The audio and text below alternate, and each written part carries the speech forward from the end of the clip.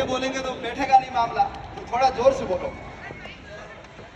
श्री कृष्ण जन्मभूमि की काशी विश्वनाथ की जय हो। हर हर महादेव। आज से 5124 साल पहले समाज पटरी से उतर गया था, तो भगवान श्री कृष्ण ने उस समय जितने पापी थे उन सब का वध किया और समाज को वापस पटरी पर लेकर आए।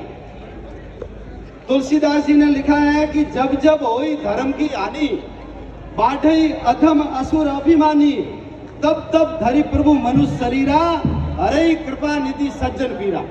जब जब पाप बढ़ता है, सज्जनों की हानि होती है, उस समय कौन अवतार लेता है? उस समय हमारा परमात्मा, हमारा भगवान जन्म लेता है, और केवल एक ही भूमि पे जन्म लेता है।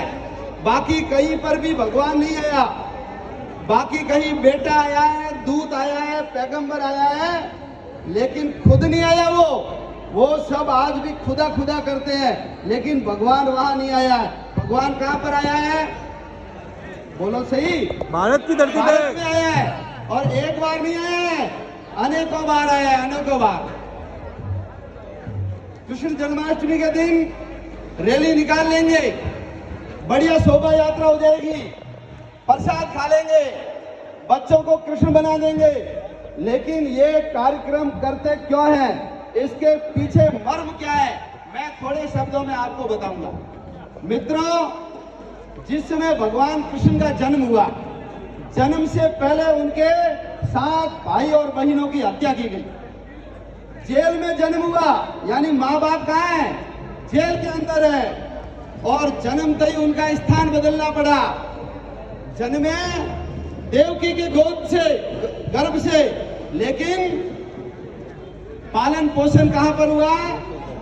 जसोदा के वहां हुआ, यानी जन्मते ही स्थान बदल दिया।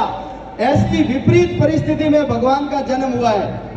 तो देश समाज धर्म का काम करना होता है, तो स्थितियां अनुकूल नहीं होती है, स्थितियों को हमको हमारे अनुकूल बनाना पड़ता है। ये हम भगवान श्री कृष्ण से सीख सकते हैं। बचपन से ही पता लग गया था कंस का अत्याचार, इसलिए छोटे छोटे बच्चों को बुलाया, उनको मलखंब सिखाया, घुड़सवारी सिखाई, तलवार चलाना सिखाया, भाला फेंकना सिखाया, पेड़ों पे चढ़ना, 2 दल बना करके आपस में लड़ना सिखाया। और जब ऐसा वज्र जैसा शरीर होता है, तब जाकर पापियों का अंत होता है। ये हमको भगवान श्री कृष्ण से सीखना चाहिए। क्या आज हम हमारे बच्चों को ऐसा कराते हैं? क्या मक्खन खाया? हम अपने बच्चों की दांतों की कसरत बहुत कराते हैं, लेकिन बाकी कसरत नहीं होती। ऐसे फुसफुसिए बच्चे पैदा हो रहे हैं, थुल शरीर को देखते हैं तो ऐसा लगता है देश समाज, घर की तो छोड़ो, ये अपनी खुद की रक्षा कर पाएगा या नहीं कर पाएगा। इसलिए पहला संदेश है, बच्चों को दांतों के व्यायाम के साथ साथ शारीरिक व्यायाम करो, जल्दी उठो, दौड़ लगाओ, और कुछ एक आधा अस्त्र शस्त्र चलाना भी सिखाओ। हमको घर के अंदर लड्डू गोपाल रखने की आवश्यकता नहीं है, हमको घर में बंसी वाले कृष्ण की आवश्यकता नहीं है। हमको कौन से कृष्ण की आवश्यकता है? चक्रधारी कृष्ण की। तुम राधा और कृष्ण के फोटो लगाते हो घर में, राधा और कृष्ण के, और ऐसे ऐसे फोटो होते हैं, उसको देख करके लगता है कि भगवान ने भी ऐसे काम किए हैं, तो हम यदि करें तो कौन सा बुरा हो जाएगा? बोलो, लगते हैं कि नहीं लगते हैं? मैं आज आपको बताता हूं, भगवान ने जब कंस को मारा, उस समय उनकी उम्र क्या थी? कौन बताएगा? बोलो, बोले मत बोलो तुम, बोले भंडारी हो गए हो सब, हमको पता नहीं हमारे धर्म ग्रंथों का। भगवान की उम्र थी 12 साल। कितनी सी? और बताओ, राधा और कृष्ण के जो फोटो लगाते घर में, वो 12 साल के हैं या 25 साल के हैं? बोलो, 25 साल के हैं। क्या सीखेंगे हम उनसे? 12 साल का बालक, छोटे छोटे बच्चों को बुलाया, हथियार लेकर मारने जाएंगे, कंस अंदर नहीं घुसने देगा, तो क्या करें? ऐसी कला का विकास करेंगे, बिना हथियार के दुश्मन को मार सकते हैं। उसका नाम है नियुद्ध, जिसको आज हम नए पैकिंग के अंदर हमारे सामने आ गई, तो हम उसको बोलते हैं जूडो कराटे। हम उसको बोलते कुंफू, हम उसको बोलते जुजुत्सु। ये भीमवंती थी, ये हनुमंती थी, हनुमान जी ने जिसको विकसित किया, भगवान कृष्ण ने विकसित किया। छोटे छोटे 20-22 बालक गए और पलक झपकते ही कंस के सिंहासन पे चढ़ गए। 10-12 लोगों ने एक टांग पकड़ी, 10-12 लोगों ने एक टांग पकड़ी, कंस को चीर करके क्या कर दिया, 2 टुकड़े कर दिए, 2 टुकड़े कर दिए। ऐसे बालकों का निर्माण किया। मटकियां क्यों फोड़ते थे? खाली बैठे मटकियां फोड़ रहे हैं, ऐसे हमारे भगवान नहीं थे। हमारे भगवान मटकी इसलिए फोड़ते थे कि दूध हमारा, घी हमारा, मक्खन हमारा पैदा हम करेंगे, खेत हमारे, और जाएगा किसके पास? कंस के पास। तो बोलो मजबूत कंस और कंस के सैनिक होंगे या बाल गोपाल होंगे? कंस के सैनिक होंगे। इसलिए भगवान ने कहा कोई भी मक्खन लेकर के जाएगा नहीं, और जो जाएगा उसकी मटकी फोड़ेंगे, हम रोड के ऊपर बिखेर देंगे, लेकिन मक्खन कंस के वहां नहीं जा सकता। ये जो आर्थिक नाकेबंदी होती है, ये आर्थिक नाकेबंदी करने का काम किसने किया? भगवान श्री कृष्ण ने किया। क्यों चुराते थे महिलाओं के कपड़े? बोलो नंगी होकर के तालाब के अंदर स्नान करेगी, समाज में संदेश अच्छा जाएगा या गलत? पानी गंदा होगा, समाज में अच्छा संदेश नहीं जाएगा। घर में जाके स्नान करो, और नहीं करोगे तो क्या करेंगे? हम कपड़े ले जाएंगे, फिर घर जाना मुश्किल हो जाएगा। इसलिए कपड़े उठा कर ले जाते थे। बदमाश थे, ऐसा नहीं है, ध्यान रखना।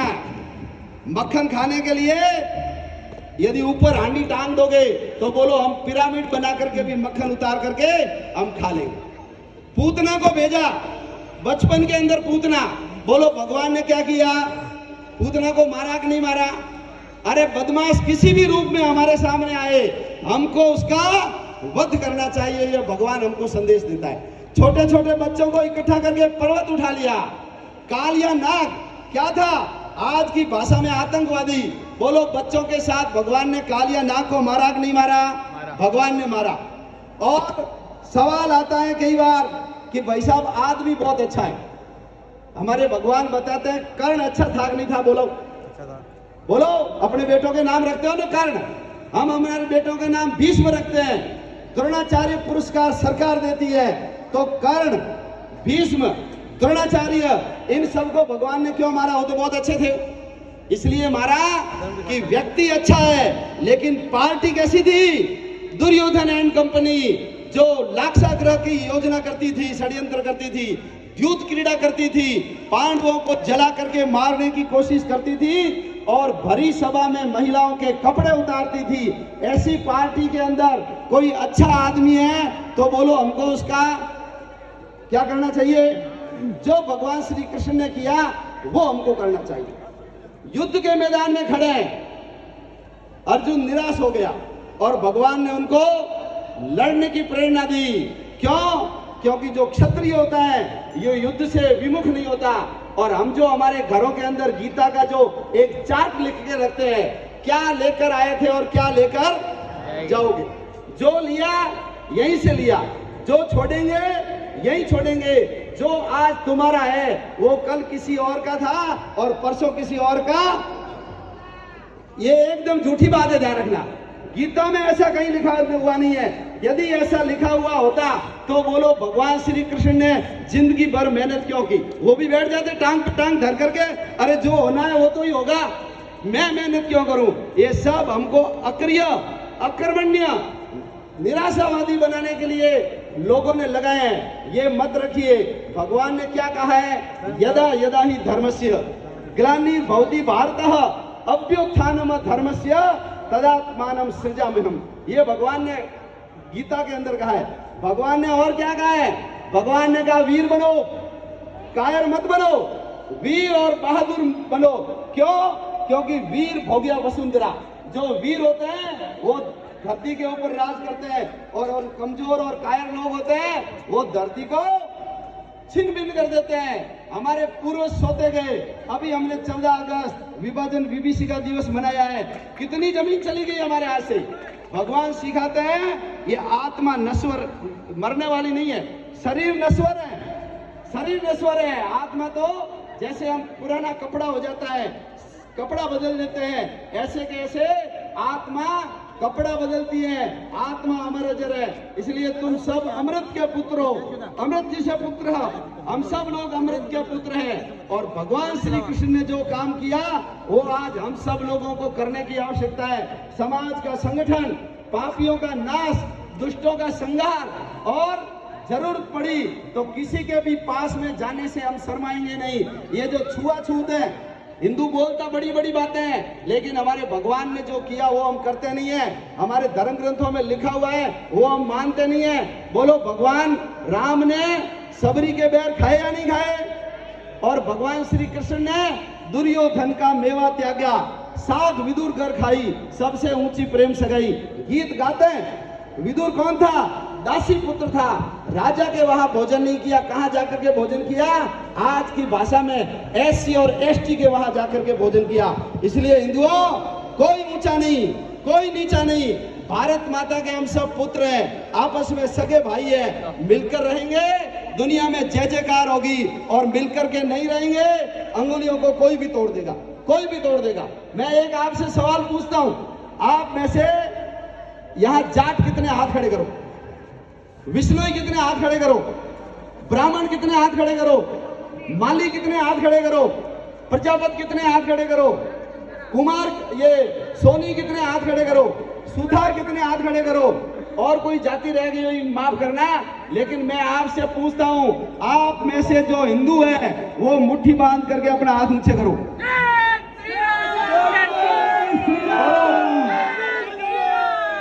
बोलो, ये दृश्य अच्छा है या पहले इक्के दुक्के लोगों ने हाथ किए थे वो अच्छा है? ये अच्छा है। तो ये हमारी ताकत है। हिंदू हम सब है, भगवान हमारे आराध्य है।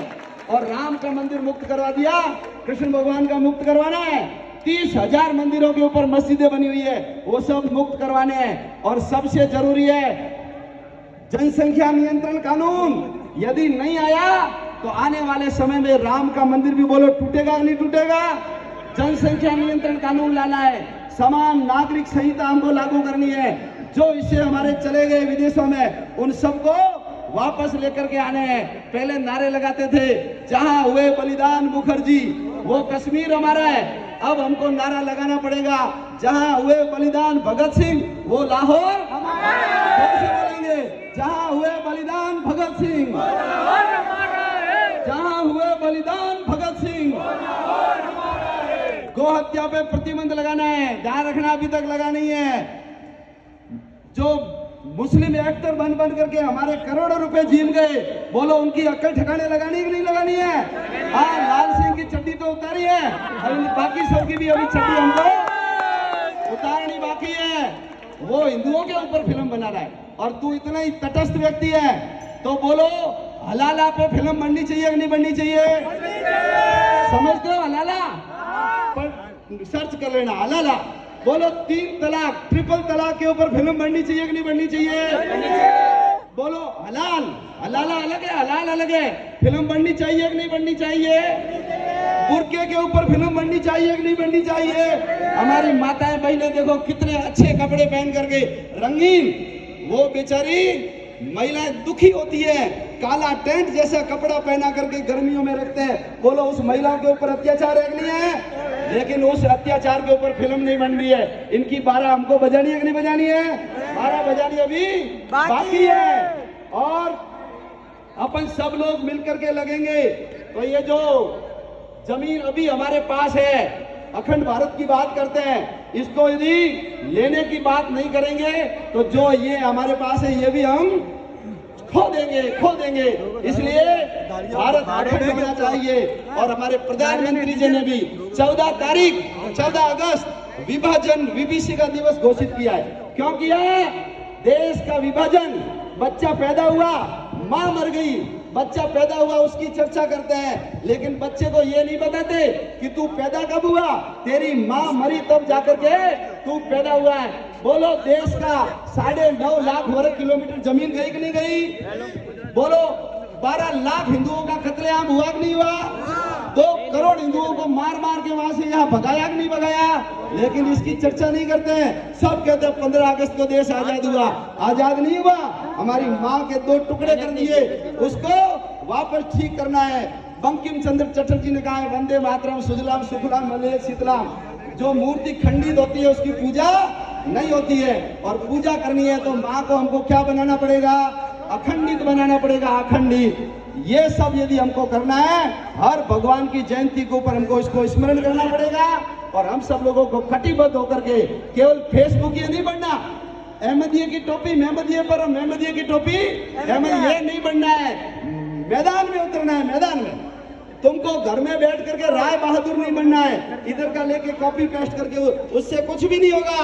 हमको मैदान में उतर करके ये जो संगठन है विश्व हिंदू परिषद संघ और इससे निकले हुए जितने भी संगठन है, आप किसी न किसी से जुड़िए, उसमें अपना तन मन धन का सहयोग दीजिए, तभी जाकर के भगवान श्री कृष्ण का ये जन्मोत्सव मनाने का कार्यक्रम सार्थक और सफल होगा।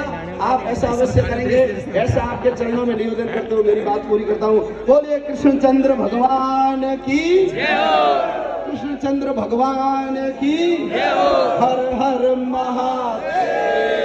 हमारे बीच में विजय लक्ष्मी जी परिहार